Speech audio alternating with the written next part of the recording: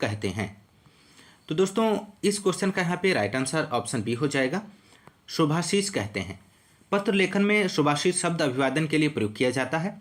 अपने से छोटे व्यक्तियों को लिखे गए वैयक्तिक पत्र में इसका प्रयोग किया जाता है, ध्यान रखिएगा। अगला क्वेश्चन नंबर सेकेंड, हिंदी साहित्य को कितने कालखंडों में विभाजित किया गया है? तो हिंदी साहित्य को 4 कालखंडों में विभाजित किया गया है, आदिकाल, भक्तिकाल, रीतिकाल, आधुनिक काल। ध्यान रखिएगा। अगला क्वेश्चन नंबर थर्ड, कवि शब्द किस शब्द का एक वचन है? तो दोस्तों आपको बताना है कवि शब्द किस शब्द का एक वचन है। तो इस क्वेश्चन का राइट आंसर ऑप्शन ए हो जाएगा, कविगण। कविगण बहुवचन शब्द है, इसका एक वचन रूप कवि है। अगला क्वेश्चन नंबर 4, निम्नलिखित में से कौन सा स्वर समवृत्त है? तो आपको दोस्तों बताना है दिए गए ऑप्शंस में से कौन सा स्वर समवृत्त है।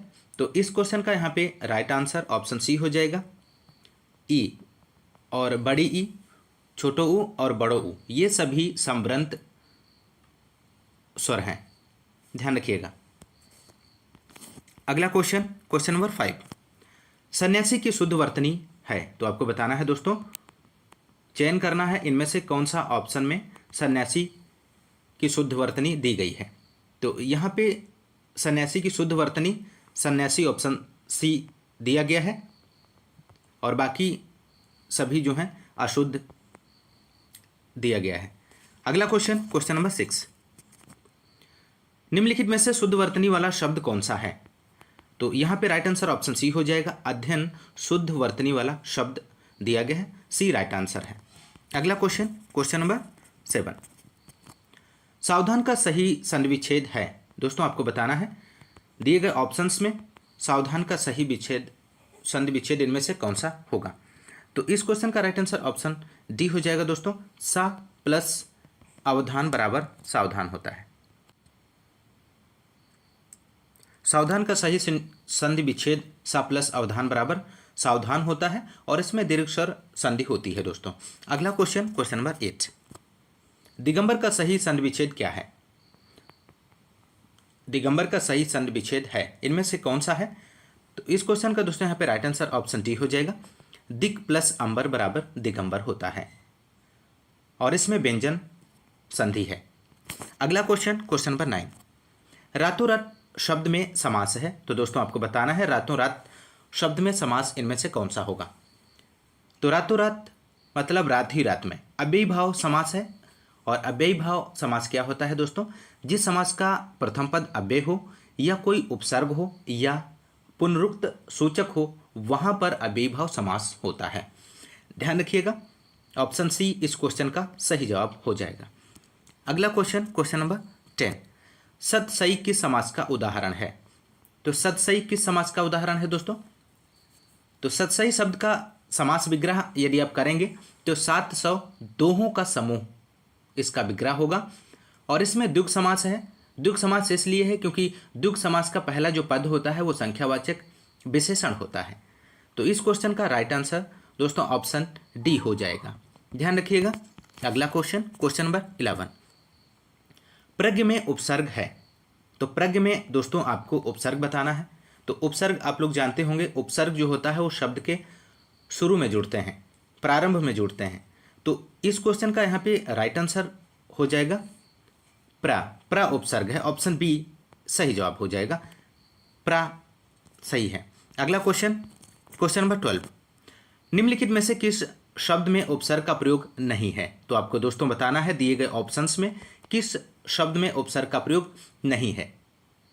तो इस क्वेश्चन का दोस्तों यहाँ पे राइट आंसर ऑप्शन ए हो जाएगा, प्रश्न में उपसर्ग का प्रयोग नहीं किया गया है।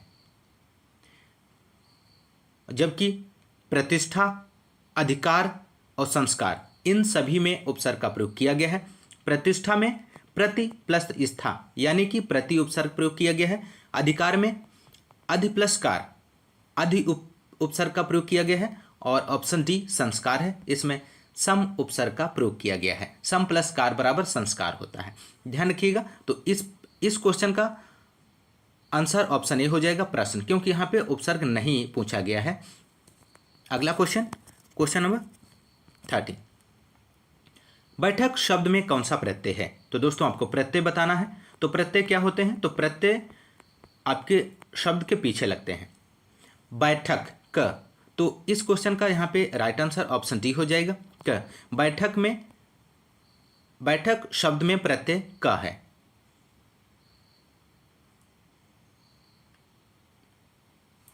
अगला क्वेश्चन, क्वेश्चन नंबर 14, निम्नलिखित शब्दों में से तत्सम शब्द कौन सा है? तो इस क्वेश्चन का दोस्तों यहाँ पे राइट आंसर हो जाएगा अग्नि, क्योंकि जो अग्नि है, अग्नि तत्सम शब्द है, इसका तद्भव आग होता है। और बाकी जो ऑप्शंस दिए गए हैं, जत्था है, तपसी है, थोड़ा है, ये सभी तद्भव शब्द हैं। ध्यान रखिएगा। अगला क्वेश्चन, क्वेश्चन नंबर 15, निम्नलिखित में से कौन सा शब्द तद्भव नहीं है? तो दोस्तों आपको दिए गए ऑप्शंस में तद्भव शब्द नहीं है का चयन करना है। तो इस क्वेश्चन का दोस्तों यहाँ पे राइट आंसर अधर हो जाएगा, क्योंकि अधर तत्सम शब्द है और दांत, आँख और कान ये सभी आपके तद्भव शब्द हैं। अगला क्वेश्चन, क्वेश्चन नंबर 16, घोड़ा शब्द का तत्सम रूप है। तो इनमें से आपको दोस्तों बताना है कि घोड़ा शब्द का तत्सम रूप कौन सा बनेगा। तो इस क्वेश्चन का यहाँ पे राइट आंसर ऑप्शन सी हो जाएगा दोस्तों, घोटक। घोटक, घोड़ा शब्द का तत्सम रूप घोटक होता है। अश्व घोड़ा का पर्यायवाची है, अश्व जो है वो घोड़ा का पर्यायवाची है, और घट घड़ा का तत्सम है। जो घट है वो घड़ा का तत्सम है, ध्यान रखिएगा। तो इस क्वेश्चन का सही जवाब घोटक हो जाएगा। अगला क्वेश्चन दोस्तों, क्वेश्चन नंबर 17, तद्भव शब्द का चयन कीजिए। तो दोस्तों आपको तद्भव शब्द का चयन करना है दिए गए ऑप्शंस में। तो इस क्वेश्चन का राइट आंसर ऑप्शन बी हो जाएगा, निडर होता है। तो निडर तद्भव शब्द है, और इसके अगर तत्सम की बात करें तो निर्भय होता है। अगला क्वेश्चन, क्वेश्चन नंबर 18, व्यक्तिवाचक संज्ञा चुनिए। मोहन एक परिश्रमी और ईमानदार बालक है। तो इस क्वेश्चन का यहाँ पे राइट आंसर ऑप्शन ए हो जाएगा, मोहन इसका सही जवाब है। अगला क्वेश्चन, क्वेश्चन नंबर 19, तेजाब में कौन सी संज्ञा है? तो दोस्तों आपको बताना है तेजाब में कौन सी संज्ञा है। तो इस क्वेश्चन का राइट आंसर ऑप्शन सी हो जाएगा, द्रव्यवाचक संज्ञा है। तेजाब शब्द में द्रव्यवाचक संज्ञा है। जिस संज्ञा में नापतोल वाली वस्तुओं का बोध होता है उसे हम द्रव्यवाचक संज्ञा कहते हैं। जैसे सोना है, दूध, चांदी है, पानी है, तेल, ये सभी जो हैं द्रव्यवाचक संज्ञा के अंतर्गत आते हैं। अगला क्वेश्चन, क्वेश्चन नंबर 20, श्रोता के लिए किस सर्वनाम का प्रयोग किया जाता है? तो श्रोता के लिए किस सर्वनाम का प्रयोग किया जाता है? तो इस क्वेश्चन का राइट आंसर मध्यम पुरुषवाचक सर्वनाम हो जाएगा। पुरुषवाचक सर्वनाम पुरुषों, स्त्री या पुरुष के नाम के बदले आते हैं। उत्तम पुरुष में लेखक या वक्ता आता है। मध्यम पुरुष में पाठक या श्रोता आता है, और अन्य पुरुष में अन्य लोग आते हैं। और इनके 3 भेद होते हैं, उत्तम पुरुष, मध्यम पुरुष, अन्य पुरुष। उत्तम पुरुष मीन्स मैं, हम, मुझे, मुझको, हमारा। मध्यम पुरुष तू, तुम, आप, मुझे, तुमको, तुम्हारा।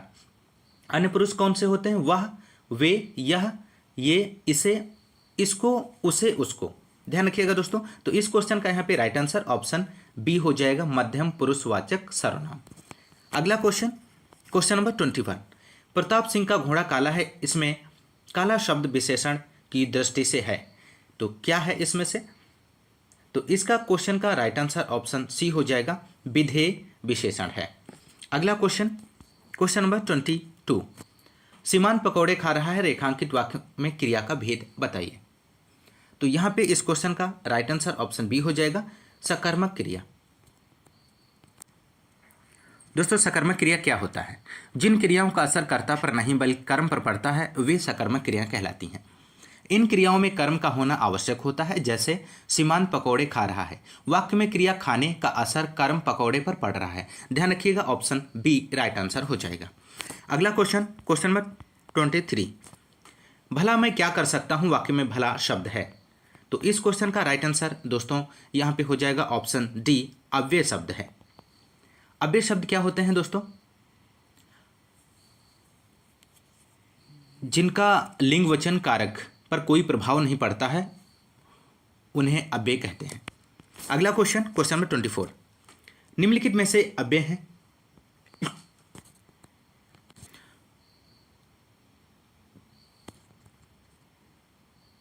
दोस्तों इस क्वेश्चन का राइट आंसर ऑप्शन डी हो जाएगा। और अगला क्वेश्चन, क्वेश्चन नंबर 25, निम्नलिखित में से कौन सा शब्द अरण्य का पर्यायवाची शब्द नहीं है। तो दोस्तों आपको बताना है कि इनमें से कौन सा अरण्य का पर्यायवाची नहीं दिया गया है। तो राइट आंसर ऑप्शन सी हो जाएगा दोस्तों, सुरभोग। सुरभोग अरण्य का पर्यायवाची नहीं है। और यहाँ पे सुरभोग जो है वो अमृत का पर्यायवाची है, और बाकी ऑप्शंस जो हैं कांतार है, विपिन है, कानन है, ये सभी अरण्य के पर्यायवाची हैं। ध्यान रखिएगा। अगला क्वेश्चन, क्वेश्चन नंबर 26, कौन सा शब्द गणेश का पर्यायवाची नहीं है। तो गणेश का पर्यायवाची इनमें से कौन सा नहीं है दोस्तों, ऑप्शन सी इसका राइट आंसर हो जाएगा। धनट जो है गणेश का पर्यायवाची नहीं है, और धनट जो होता है कुबेर का पर्यायवाची होता है। विनायक, एकदंत, लंबोदर, ये सभी गणेश के पर्यायवाची दिए गए हैं। अगला क्वेश्चन, क्वेश्चन नंबर 27, अमृत का विलोम है। तो दोस्तों आपको बताना है दिए गए ऑप्शंस में अमृत का विलोम इनमें से कौन सा है। तो अमृत का विलोम विष होता है। ऑप्शन सी इस क्वेश्चन का राइट आंसर हो जाएगा। अगला क्वेश्चन, क्वेश्चन नंबर 28, तिमिर शब्द का विलोम है। तो तिमिर शब्द का विलोम इनमें से आपको बताना है। तो तिमिर शब्द का विलोम आलोक या प्रकाश होता है। ऑप्शन ए इस क्वेश्चन का राइट आंसर हो जाएगा। अगला क्वेश्चन दोस्तों, क्वेश्चन नंबर 29, जो चाहे करो बस हमें तंग न करो, वाक्य के बीच में रिक्त स्थान में कौन सा विराम चिन्ह आएगा। तो इस क्वेश्चन का दोस्तों राइट आंसर ऑप्शन बी हो जाएगा, अर्ध विराम।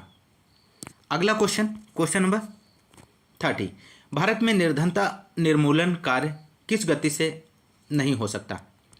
भारत में निर्धनता निर्मूलन कार्य गति से नहीं हो सकता। ऑप्शन सी इस क्वेश्चन का राइट आंसर हो जाएगा दोस्तों, ऑप्शन सी प्रशंसनीय। अगला क्वेश्चन, क्वेश्चन नंबर 31, जो भेदा या तोड़ा ना जा सके वाक्यांश के लिए एक शब्द है। इस क्वेश्चन का राइट आंसर ऑप्शन ए हो जाएगा, अभेद्य। जो भेदा या तोड़ा ना जा सके उसे अभेद्य कहते हैं। अगला क्वेश्चन, क्वेश्चन नंबर 32, जिसमें जानने की इच्छा न हो के लिए एक शब्द होगा, जिज्ञासु। ऑप्शन डी इस क्वेश्चन का सही जवाब हो जाएगा। अगला क्वेश्चन, क्वेश्चन नंबर 33, आग में घी डालना मुहावरे का सही अर्थ है। तो आग में घी डालना मुहावरा का सही अर्थ क्या हो जाएगा दोस्तों। तो इस क्वेश्चन का यहाँ पे राइट आंसर ऑप्शन सी हो जाएगा, क्रोधी को और अधिक उत्तेजित करना।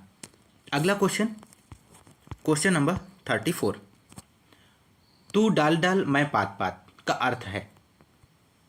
तू डाल डाल मैं पात पात लोकोक्ति का अर्थ चालाकी का जवाब चालाकी से देना। ऑप्शन डी इस क्वेश्चन का सही जवाब हो जाएगा। अगला क्वेश्चन दोस्तों, क्वेश्चन नंबर 35, अंधी पीसे कुत्ता खाए लोकोक्ति का अर्थ होगा। तो इस क्वेश्चन का राइट आंसर हो जाएगा दोस्तों, ऑप्शन बी, अयोग्य शासन के कारण कुप्रशासन। अगला क्वेश्चन, क्वेश्चन नंबर 36, यद्यपि मोहन धनी है तथापि बहुत दुखी है। तो इस क्वेश्चन का आपको राइट आंसर देना है दोस्तों, यद्यपि मोहन धनी है तथापि बहुत दुखी है, यह वाक्य मिश्र वाक्य है। ऑप्शन सी राइट आंसर हो जाएगा। अगला क्वेश्चन, क्वेश्चन नंबर 37, आचार्यों ने कहा है कि अहिंसा ही परम धर्म है, संरचना के आधार पर वाक्य भेद बताइए। तो इसका भी राइट आंसर ऑप्शन डी हो जाएगा, मिश्र वाक्य है।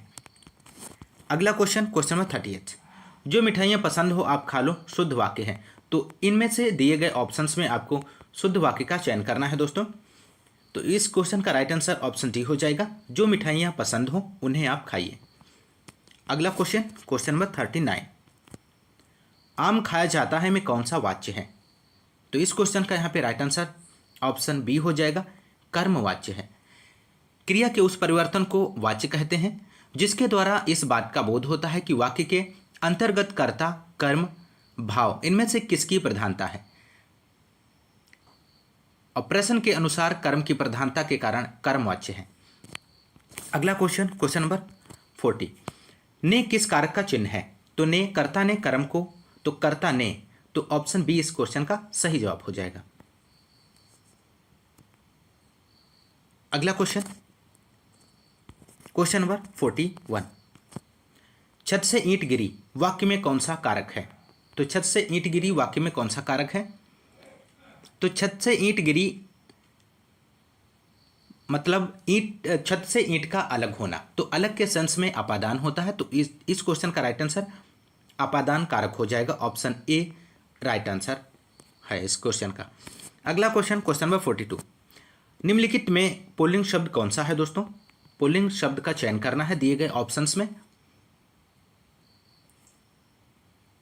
ऑप्शन सी इस क्वेश्चन का दोस्तों राइट आंसर हो जाएगा। पत्र। पत्र क्या है? पत्र पुल्लिंग शब्द है। अगला क्वेश्चन, क्वेश्चन नंबर 43, जिन भाववाचक संज्ञाओं के अंत में हट होता है उनका लिंग होता है। तो आपको बताना है दोस्तों, जिन भाववाचक संज्ञाओं के अंत में टा, वट या हट होता है वे स्त्रीलिंग होती हैं। जैसे सजावट, चिकनाहट, झंझट, आहट। इन सभी शब्दों के अंत में आपका टा, वट, हट ये सभी आए हुए हैं, इसलिए इस क्वेश्चन का यहाँ पे राइट आंसर ऑप्शन बी हो जाएगा, स्त्रीलिंग। ध्यान रखिएगा दोस्तों। अगला क्वेश्चन है क्वेश्चन नंबर 44, अगरबत्ती की सुगंध से थकावट दूर हो गई, निम्नलिखित में से इस वाक्य में प्रयुक्त काल बताएं। तो इस क्वेश्चन का राइट आंसर ऑप्शन बी हो जाएगा, पूर्ण भूतकाल। अगला क्वेश्चन, क्वेश्चन नंबर 45, मीठा अमरूद में मीठा विशेषण किस कोटि का है? तो मीठा अमरूद में मीठा अमरूद की विशेषता बताई जा रही है, जो अमरूद का गुण है, और इसमें गुणवाचक विशेषण है। ऑप्शन बी राइट आंसर हो जाएगा। अगला क्वेश्चन, क्वेश्चन नंबर 46, शुद्ध वर्तनी वाले शब्द का चयन कीजिए। तो शुद्ध वर्तनी आपको इसमें से चयन करना है, तो ऑप्शन बी राइट आंसर हो जाएगा, प्रागैतिहासिक।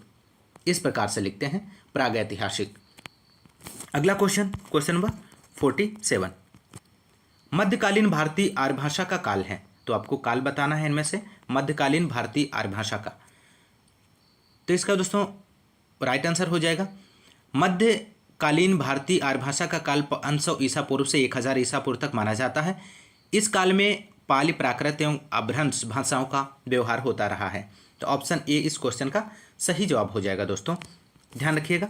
अगला क्वेश्चन है दोस्तों क्वेश्चन नंबर 48, इनमें से किस विद्वान ने अपभ्रंश के लिए पुरानी हिंदी शब्द का प्रयोग किया है? ऑप्शन ए है राम कुमार वर्मा, ऑप्शन बी है धीरेन्द्र वर्मा, ऑप्शन सी है हजारी प्रसाद द्विवेदी, ऑप्शन डी है चंद्रधर शर्मा गुलेरी। इस क्वेश्चन का राइट आंसर ऑप्शन डी हो जाएगा दोस्तों, चंद्रधर शर्मा गुलेरी। चंद्रधर शर्मा गुलेरी ने अपभ्रंश के लिए पुरानी हिंदी शब्द का प्रयोग किया है। अगला क्वेश्चन, क्वेश्चन नंबर 49, पृष्ठांकन का अंग्रेजी अनुवाद होगा। तो दिए गए ऑप्शंस में पृष्ठांकन का अनुवाद कौन सा है? तो पृष्ठांकन का अंग्रेजी अनुवाद ऑप्शन डी राइट आंसर हो जाएगा, इंडोर्समेंट हो जाएगा। और अमेंडमेंट की बात करें तो संशोधन होता है। वेरिफिकेशन का मतलब सत्यापन होता है। स्पेसिमेन का मतलब होता है प्रतिरूप होता है। तो ध्यान रखिएगा दोस्तों, इस क्वेश्चन का राइट आंसर ऑप्शन डी होगा, इंडोर्समेंट। अगला question, question number 50, agenda is sent here with का हिंदी अनुवाद होगा। तो इस क्वेश्चन का राइट आंसर ऑप्शन ए हो जाएगा दोस्तों, कार्यसूची 7 भेजी जा रही है। तो दोस्तों इस प्रैक्टिस सेट के हिंदी के 50 महत्वपूर्ण प्रश्नों को हम लोगों ने कवर कर लिया है, और आज की इस क्लास में इतना ही। मिलते हैं नेक्स्ट क्लास में नेक्स्ट प्रैक्टिस सेट के साथ। तब तक के लिए नमस्कार, जय हिंद, धन्यवाद।